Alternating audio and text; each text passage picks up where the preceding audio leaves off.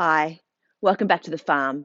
My name's Roz, also known as Passion Flower, and you'll find me here each week talking about my farming and creative life. Well, I must be beginning to sound like a broken record because Victoria is in lockdown again. Number 6, and only a week after we came out of the last one, and we were still with heavy restrictions. But since they can't track down some mystery cases, I guess that's where we are for the time being.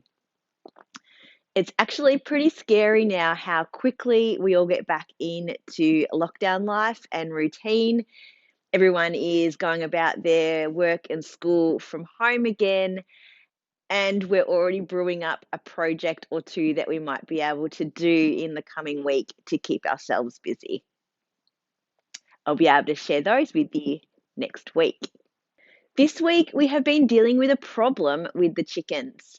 Well, not the chickens themselves, but we've had a bird of prey that has been trying to grab chooks out of the yard. Not the big wedge-tailed eagles, they can't, because of their wingspan, get down into the yard where the chooks are. But there's been this small brown bird of prey, which we think is a kite or a kestrel. And last year it was around, and we think it must have been juvenile and its claws weren't strong enough and it couldn't actually grab or kill a chook. It tried a couple of times and failed. But a year later, it's grown and it's much stronger. Maybe been practicing out in the bush and it's back. And unfortunately, this week it actually killed one of our chickens, which was really horrible and not a good part of having to deal with farming. So we've had to try and come up with a solution of how to keep away this bird.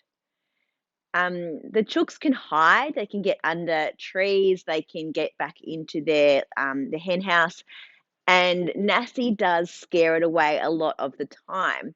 But it's been quite opportunistic, I think, and also it's able to really quickly swoop down and up again, which means that Nassie doesn't even have a chance to really scare it away. It kind of gets used to the dog being there and can time its swoop down into the yard. So we did a bit of quick research and we bought some owl-shaped reflectors with big eyes on them with bells on the bottom, and we've hung them through the middle of the yard on the trees. And we've also bought some reflective tape that you attach and let like wave in the breeze. And apparently that's supposed to keep other birds away.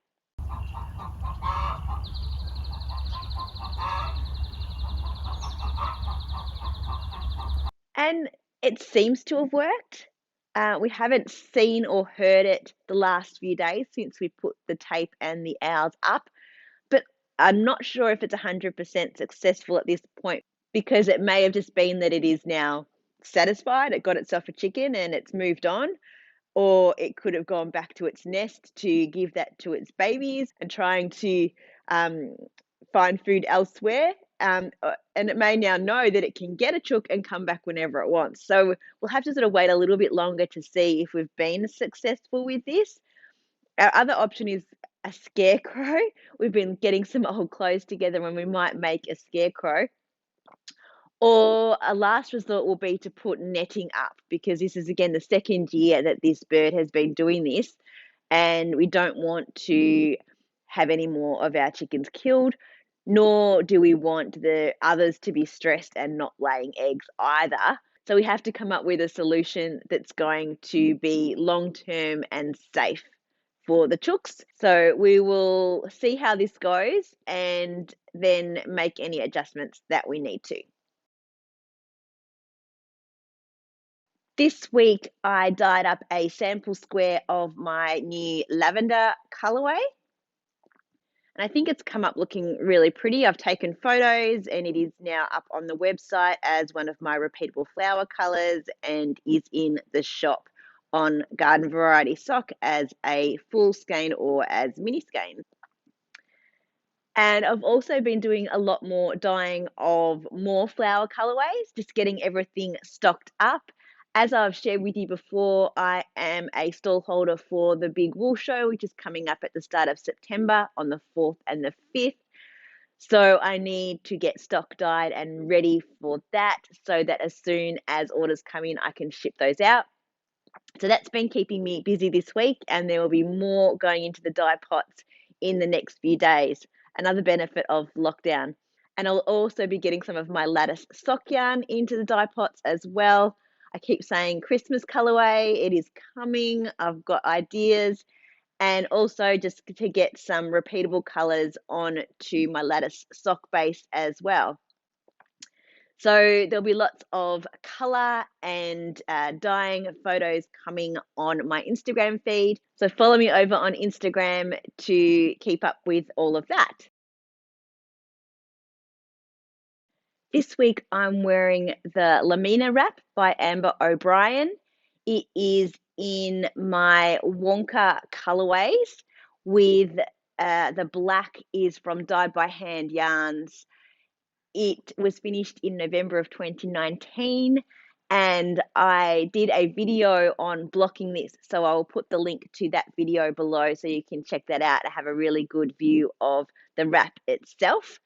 I switched it up and did the lace sections in the solid color and the garter sections in the variegated. The pattern has it the other way around. I really love this. It's come up really pretty. I did an I-cord edge around it, and it's a nice light wrap to accessorize with a plain color. When the lockdown was called yesterday, actually during the press conference, I cast on the second sock of the current pair that I'm working on. I think it was a little bit of stress knitting. We all have our way of dealing with stress, and definitely knitting is mine, and especially sock knitting. Not that I am overly stressed about it, but it does cause anxiety, and I think it's that being out of control that is the real thing, and it's just quite tiring. So I during the press conference and then last night I cast on the toe, increased for the toe, and I'm about halfway through the foot already. So that was quite a productive little afternoon, really. As a reminder, here's the first one. I've got the fairy floss for the toes, heel and cuff, and hangover for the foot and the leg. And here's the progress on my crossover cardie. I have actually done quite a bit. It's starting to look like a garment. Here's my provisional cast on down here. So I've worked up to putting part of the sleeve onto holders, and now I'm working up to the top near the neck, I think. I need to knit a bit longer on this, and then I put this on a holder, and then I do some shaping around through here, and this is where the pattern starts to feel a little confusing for me. I've read it and it talks about right and wrong sides and then decreasing on the left or the right, depending on which side of the garment you're on. So I kind of have to think about where the shaping needs to be for the piece. There is a schematic, so I'll have a look at that. And hopefully once I get to it and pick up, it will make sense. So this is the back, and should sit about there back, and then there's a piece that will go onto the bottom here, and then it will have a collar and edging all the way around. You would think that I would have had more progress on this, and there's a couple of reasons why I don't. It is knit flat, so it is knit one row, purl one row, and my purling is much slower than my knitting. When I'm knitting in the round, I can do that quite quickly. So this is taking a little bit longer for those purl rows.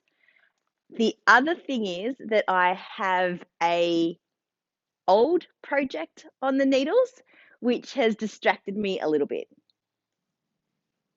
And yes, I did say old project. So back in 2018, I knit a blanket as a gift for a friend of the family, and they have loved it and used it.